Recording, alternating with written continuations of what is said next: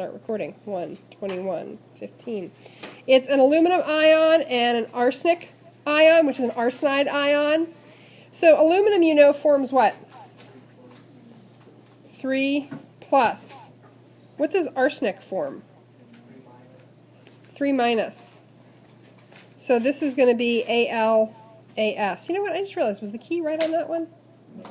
Darn it! Okay. I screwed up the key. Sorry. So this is the correct answer. I'll regrade it with a correct key. Sorry about that. More of you got a better grade than you think, and the one person who thought they got a 7 didn't. Whoops. So yeah, that one was so tricky that I screwed up the key. No, it wasn't that tricky. How do you guess at this? How do you figure out what ion arsenic's going to form? Wild guess? Throw a dart? Yeah, it's in the same group as nitrogen. What do we know about nitrogen? Tends to form a 3 minus ion. You know, if it got rid, or if it gained 3 electrons, it would be like the noble gases. So, okay, well. So here we're starting off with the stock nomenclature. And this is going to, for our purposes, mostly apply to the D block elements that form multiple ions. So those metals, if you look on the back of your periodic table, the new one you just got, that form multiple ions, these are the ones where we absolutely have to use the stock system.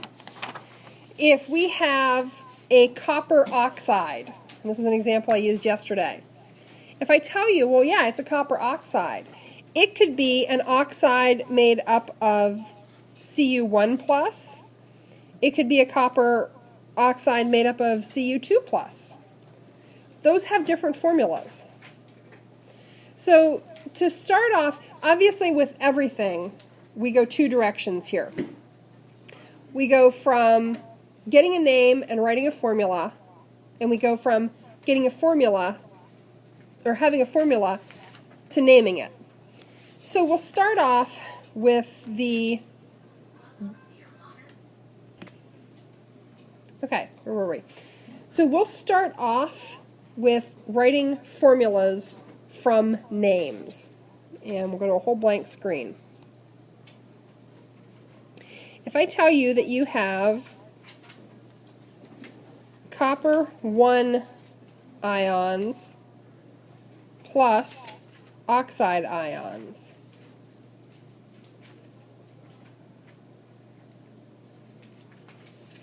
okay, so this compound would be copper 1 oxide.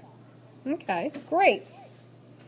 Well, if we have copper 1 oxide, first thing we want to do, just like we did before, is write the ions. So what's the copper 1 ion? What's the charge on a copper 1 ion? Who's buried in Grant's tomb? 1. Yeah, it's Cu1 plus. And I guarantee you that by the time we've mixed in all 3 forms of ionic compound writing, more than one of you at some point will say to me, okay, it says I have an iron 3 ion. What's the charge? And I will look at you and pause, and you will get it on your own. Okay, so we have a copper 1 plus. What's the charge on an oxide ion? 2 minus. Step 2, do your crisscross. Cu with a space, O with a space.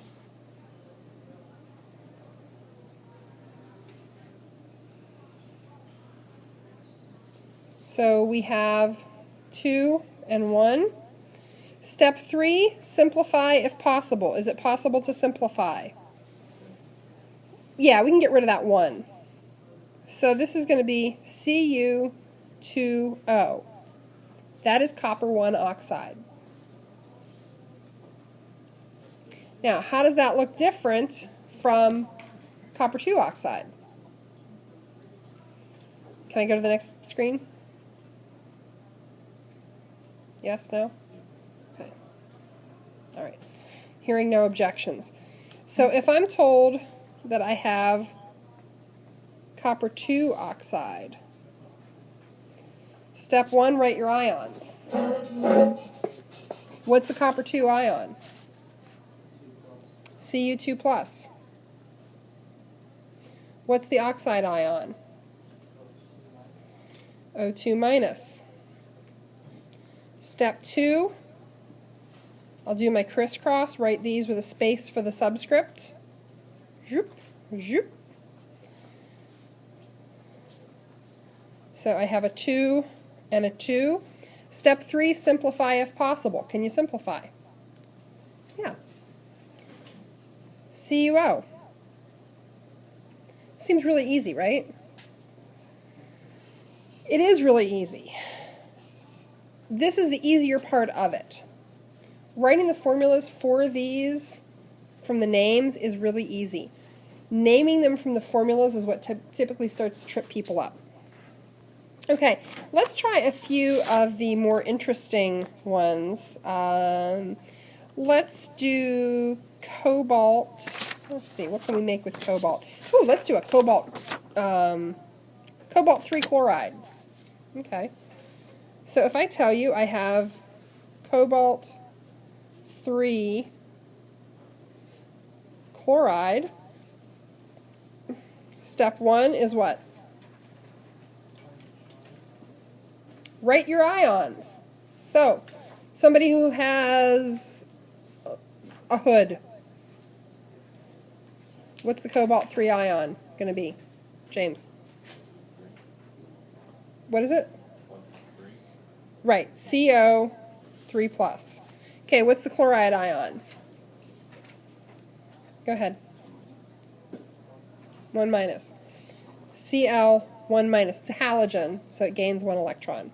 Okay, second step, crisscross.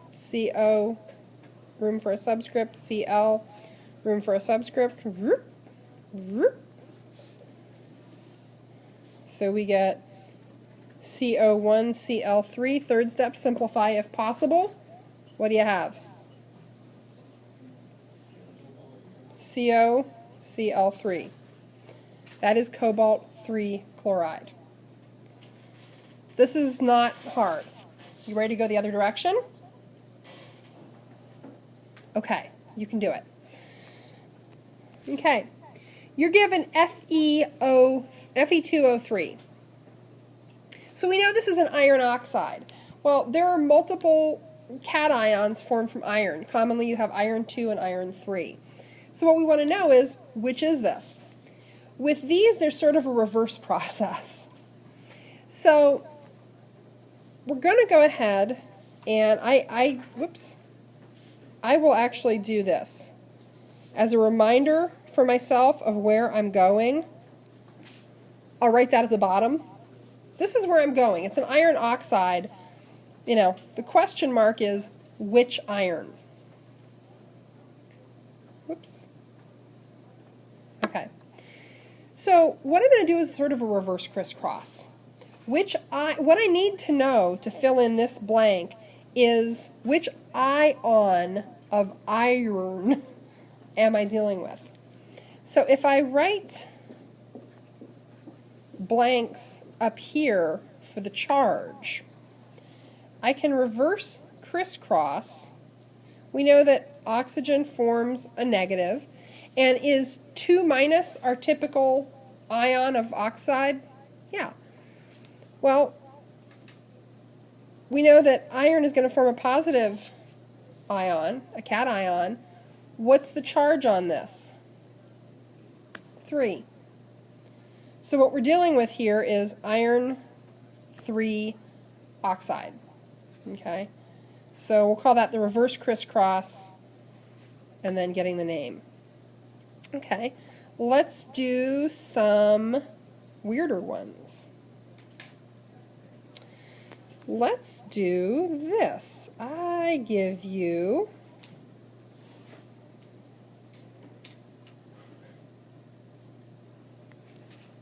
NiS2.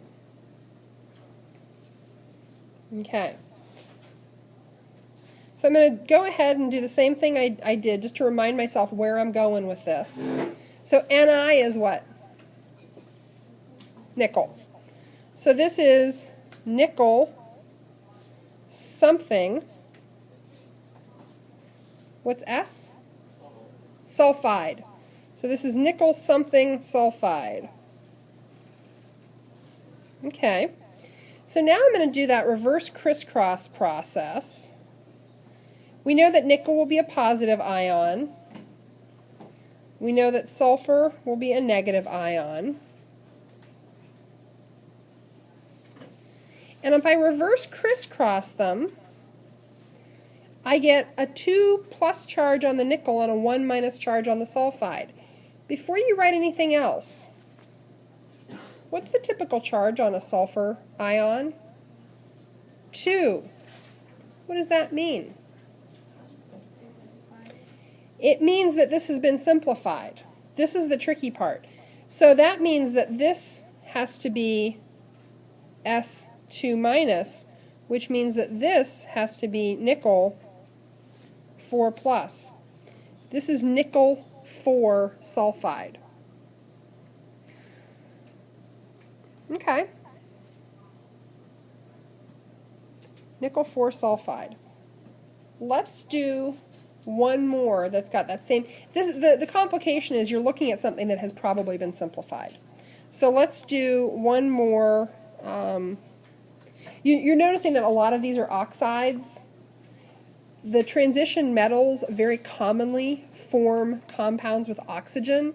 It's called oxidation. You have all seen oxidation. Many of you probably have vehicles which have some level of oxidation on them. Rust. Yeah, it's called different things in different metals, but yeah, so a lot of these metals will form oxides. Okay, let's do, oh, this is a good one. PbO. Okay, so just to do my reminder for myself of where I'm headed, what's Pb? Lead. I don't want any lead. I don't want any lead in my peanut butter sandwich. That's how I've been remembering it for years. Okay, so this is lead something oxide. Okay, so if we do our reverse crisscross, we have lead with some positive charge, oxygen with some negative charge, and based on the subscripts we have here, it'd be 1 and 1. Do oxides have a negative 1 charge? No. So this has obviously been simplified. What would balance out oxygen 1 to 1? Pb 2 plus. Okay. So this is lead 2 oxide. Make sense? Okay. When we get a little bit further, when we get it, so this is called the stock system, where you're using those Roman numerals to designate the charge on the cation.